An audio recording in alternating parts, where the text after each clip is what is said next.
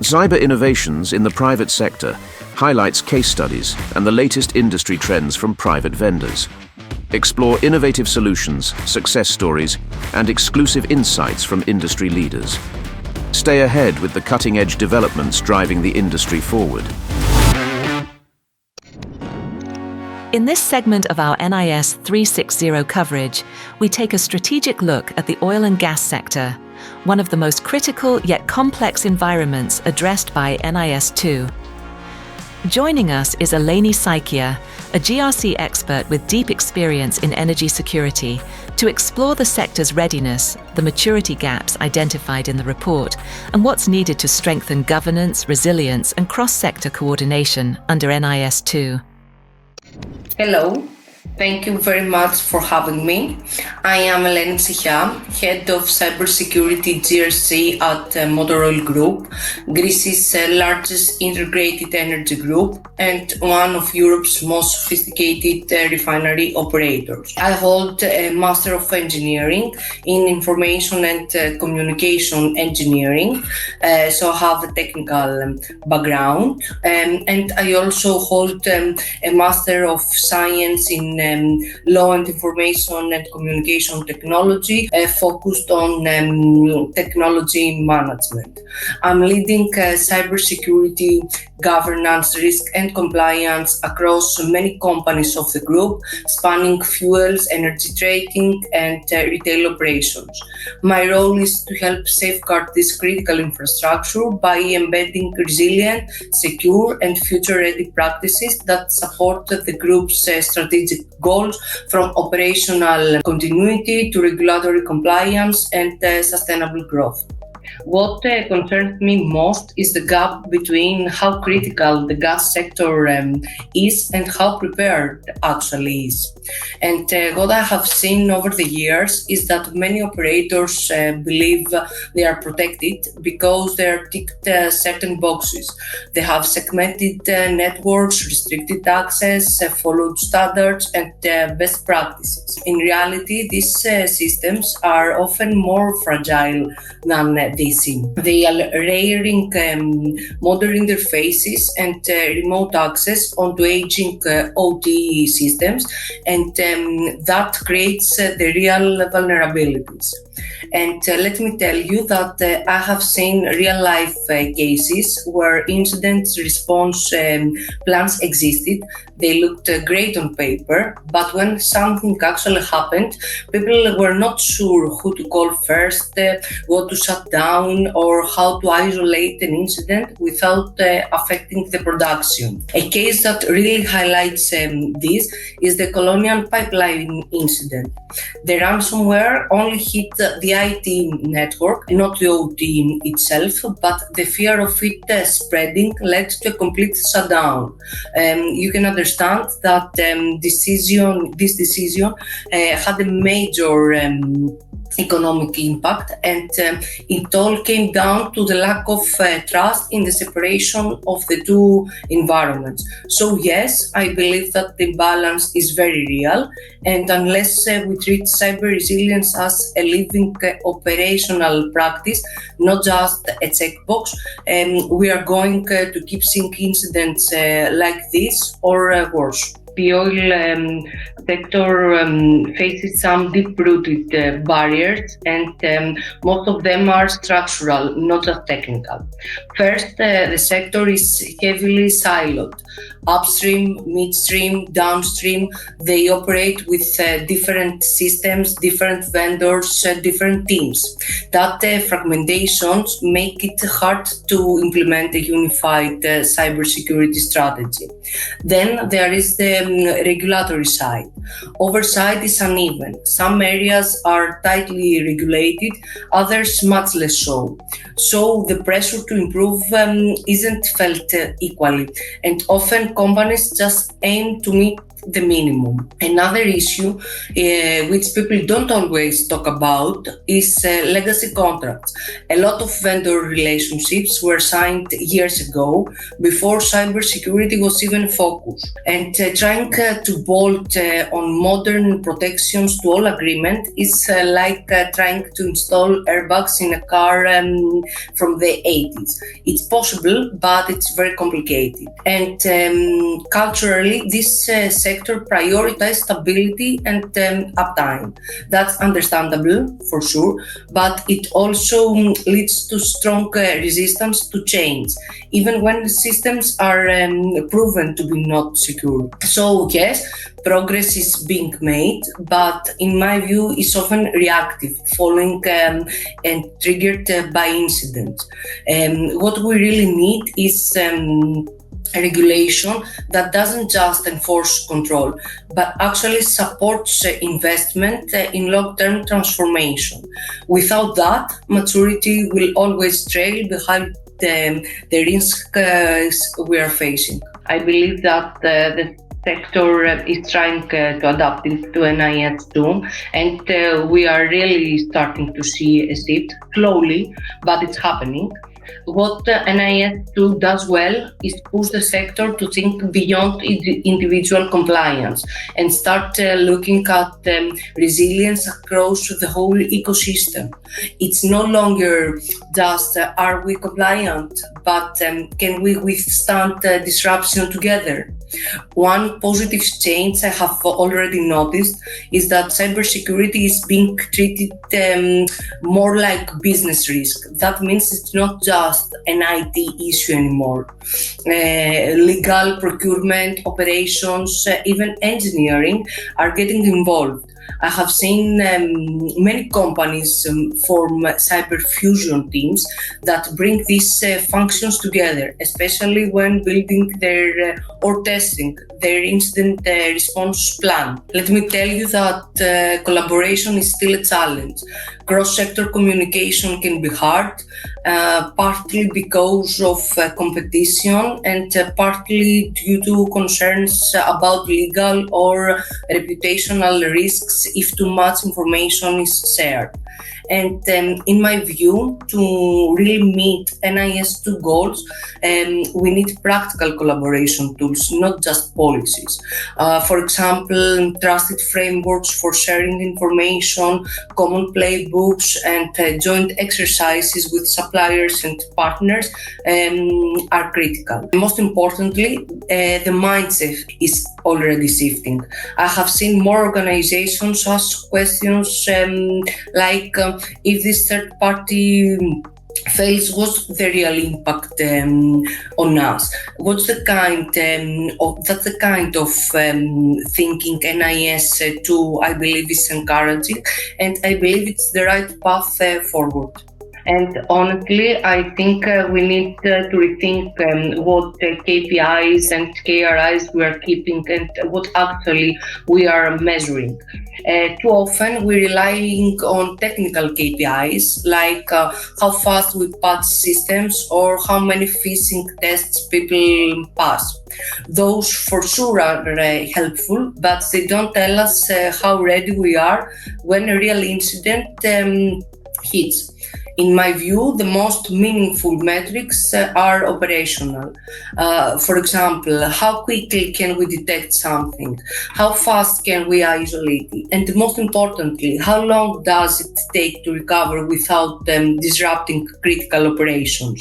Another key metric is how often we actually test our incident response plan with the real people who will be involved, not just the security team. Third-party readiness is also crucial. If one of our major vendors go down, do we know how and when we will be notified? Have they been part of our drills? And finally, board level awareness really matters.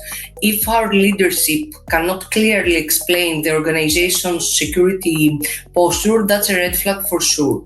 So, in my opinion, we need to move beyond checkbox style KPIs and KRIs and start focusing on real-world readiness. Because at the end of the day, cyber risk is about business continuity and not just taking off technical tasks. And I believe that the short answer on how to be sure that your plans are not only theoretical but they are really operational is to practice them, not just write them. I have seen so many response plans that look great on paper, clear roles, escalation paths, detailed steps, but when something real happens, especially at night or during a holiday, those plans often fall apart. What really works is simulation, running realistic drills that involve the people who would actually be part of the incident response, not just the IT team or the SOC, but plan operators, legal, communication, and even executives. It's during those exercises that you find the real gaps. Let me tell you about a company that ran a full day simulation of a ransomware attack, and within an hour they realized their communication plans depended entirely on email, which could be down in case of a ransomware scenario. That kind of insight that you don't get from a policy document.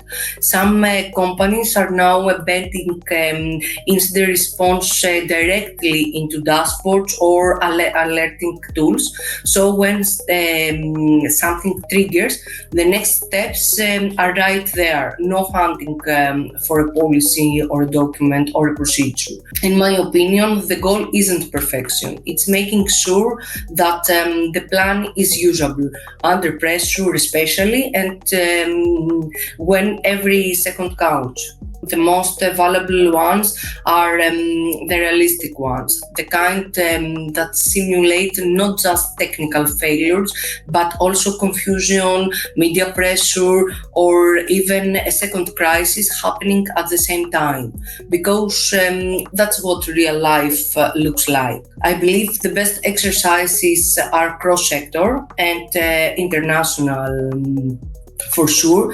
involving energy, transport, or even telecoms. What quickly becomes clear is how different everyone's assumptions are.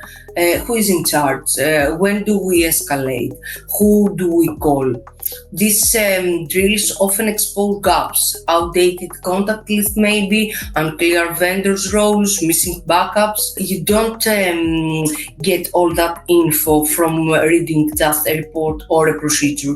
You get it when you are role-playing under pressure. So yes, joint exercises are essential, but only if you actually act on what you learn. Third-party and legacy OT risk is one of the toughest challenges. The sector relies heavily on third-party vendors, many of whom manage old systems that were never designed with cybersecurity in mind. What is challenging, and it's a good sign though, is a stronger focus on visibility. Companies want to know exactly what is running, who is accessing what, and how everything connects. Today, many companies are using OT-specific detection tool, which were not even considered a few years ago. Others are updating vendor contracts, adding things like real-time monitoring or incident reporting. But let's be honest, the risks have not gone away. I still see shared remote access and default passwords out there. What we really need is collective pressure, in my opinion. If every operator asks for the same basic standards, vendors will have no choice but to raise their game. We may not be able to fully modernize legacy OT, but we can make it safer for sure. Sectors like electricity already have well-established ISACs that allow them to share threat intelligence quickly, coordinate responses, and even run joint exercises. That kind of structure builds resilience. But the oil sector, it's still really fragmented, and that fragmentation is a risk in itself. Oil companies face highly specific threats: pipeline sabotage, refinery disruptions, ransomware on offshore rings, or maritime logistics. These are not just general cyber attacks. They are often target, state-linked, and they can have a direct impact on national security and economic stability, not only on the company. So right now, most of the sharing in oil and gas is informal, or it happens within national platforms that are not tailored for sure to the sector's needs. What we really lack is a trusted sector-specific platform where private operators, regulators, and law enforcement can share threat data, indicators of compromise, and even incident lessons in real time. But to make that work, we also need clear governance, legal safeguards, and mutual trust. Because let's be honest, no company wants to share incident details if there is a risk it will be leaked to the media or trigger a regulatory penalty. If we can strike that balance, an oil-specific ISAC, especially at the EU level, could be a game changer, as it will not only improve response time, but also help the sector as a whole get ahead of threats rather than just reacting to them. Is guidance that it's practical and not generic. It's one thing to say implement NIS2, but what would be far more helpful is a sector-specific playbook.